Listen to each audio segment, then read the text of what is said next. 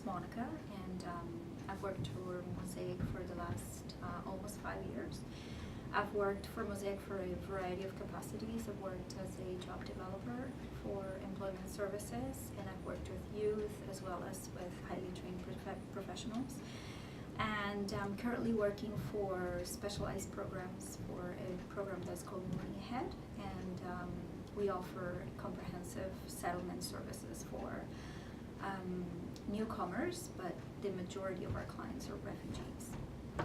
My job particularly is working with them towards job readiness, preparing their resume, getting them ready for apply for jobs, assisting them with their job search, preparing and delivering workshops for job readiness and so on, connecting them to volunteer opportunities and employment if need be.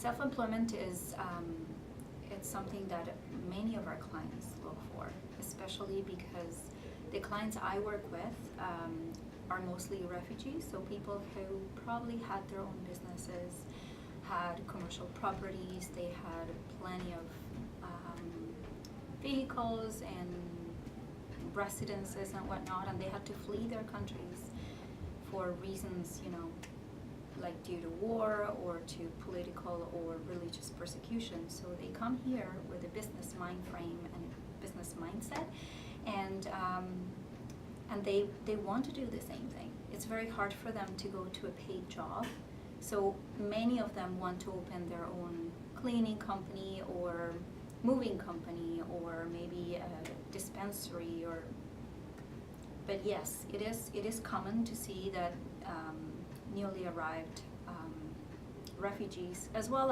as some immigrants, look for self-employment as a way of getting ahead, for sure.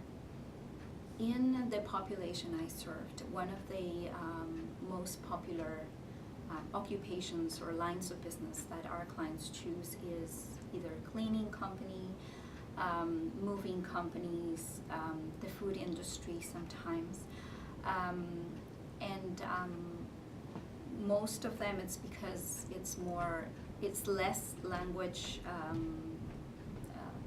there's less of a language requirement for that, and because they also have connections within the community, so the referrals for jobs and whatnot come from their community.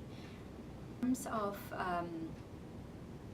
the barriers that my clients face when trying to become self-employed, I would say that the lack of English competency is one of them. For sure, the lack of resources, because it's especially for people who had to flee their countries and come with nothing. They have no savings, no money, and some of them are, or maybe on welfare or disability benefits. And so if they don't have a job, it's very difficult for a bank to approve a loan with no credit history, no collateral, no job. So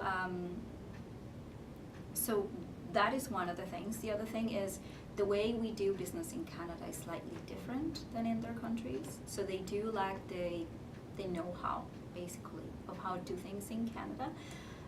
Where to go, what information to access, so those are basically the biggest barriers. So money, being able to fund their business, the lack of connections to the business community, and lack of English competency. Some of the reasons why some immigrants or refugees turn to self-employment is that they face barriers such as the lack of recognition of their credentials when they come to Canada. They are basically unable to do what they used to do back home, or not even close, especially for careers like engineering or the health careers. Also, discrimination that is found in the workplace, or that they may be seen differently. Their low English levels sometimes. I think those are basically some of the strongest barriers that they find. Last but not least, the lack of professional networking skills. Like they don't know where to look for connections or how to network or market themselves into the work. Some of the things I do in my capacity is just to create opportunities for information interviews. So being people who want to find paid work or more on the entrepreneurial mindset, doing your homework. So basically Googling companies or jobs that you're interested in and seeing what kind of skills you need. Having an information interview and just finding out like what skills I need to work here. And let me tell you, that's really, for me it's been really wonderful to see that some people that I've sent to companies, they have gotten hired just because they've expressed their interest, and they've been so interested in a position that they've kept their resume and they've called them later because they were so interested that they just went and asked so many questions. So that is a wonderful thing. The other thing is to attend job fairs and get ready for job fairs. So just take the necessary steps to get ready to attend a job fair and talk to people. Just be friendly, be outgoing.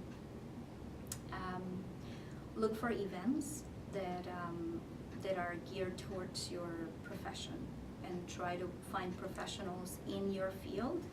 Ask them what kind of requirements I need, what skills, what credentials I need. The things we do with our clients when they're attending career fairs, we have like a previous small workshop where they will brush up on interview etiquette, dress code.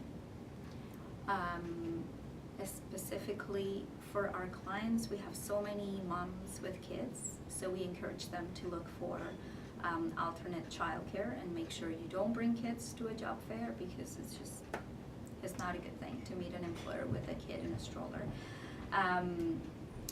To bring copies of their resume when we're getting ready for a career fair would be to get the program, the career fair program. So find out who's coming, who are you interested in, who are you applying for.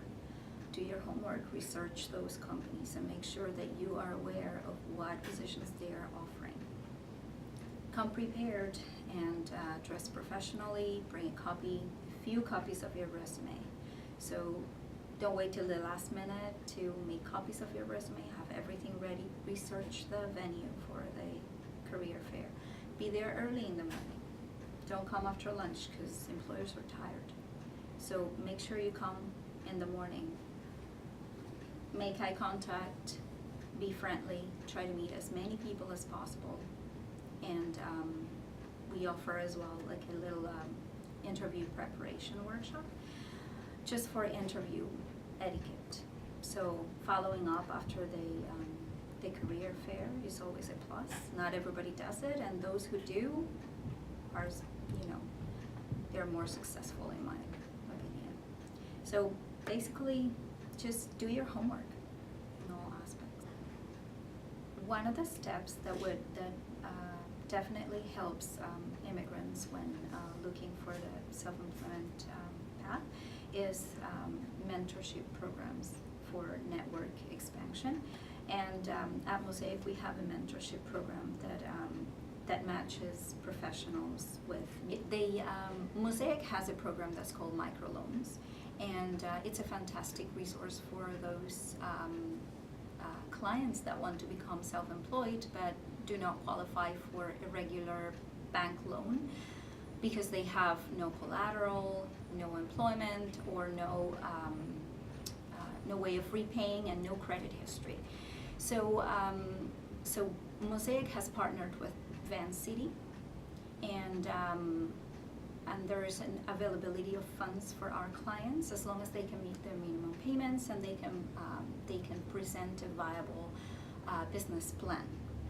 So it is, I don't want to talk about numbers because they may go up and down depending on the situation, but it's for funding anything from upgrade of training to tools for work. And I think it's a fantastic resource to bridge the gap that exists in supports for newcomers to become self-employed.